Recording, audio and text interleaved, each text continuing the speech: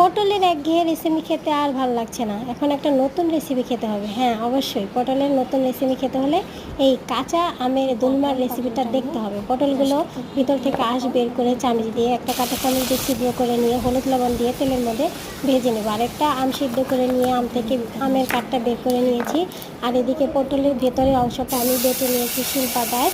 আর এদিকে ওই পটলটা ভেজে তারপর সেই পটল ভাটাটা বীজটা বেটে এবং কিছুটা পনির দিয়ে হলুদ গুঁড়ো লঙ্কা গুঁড়ো লবণ দিয়ে ভালো করে কষিয়ে দিয়ে দিলাম থেতো করা বাদামটা দিয়ে ভালো করে পনিরটা নেড়ে চেড়ে নামিয়ে এখন ভাজা পটলের ভেতরে সেই পুরটা ভরে জাস্ট সবগুলো পটল ভালো করে পুরটা ভরে নিয়েছি, দেখতে পাচ্ছেন। আর এদিকে অল্প সরিষার তেল দিয়ে কালো সরিষার তেজপাতা ফোড়ন দিয়ে সেই আমের কাঠের মধ্যে এক চামচ গরম মশলা বেটে নিয়েছিলাম, সেই গরম মশলা বাটাটা মিশিয়ে আমের কাঠটা মশলার উপরে দিয়ে তারপর হলুদ লবণ লঙ্কা গুঁড়ো লবণ দিয়ে ভালো করে কষিয়ে পটল দিয়ে হালকা জল দিয়ে কষিয়ে নামিয়ে দেখলাম।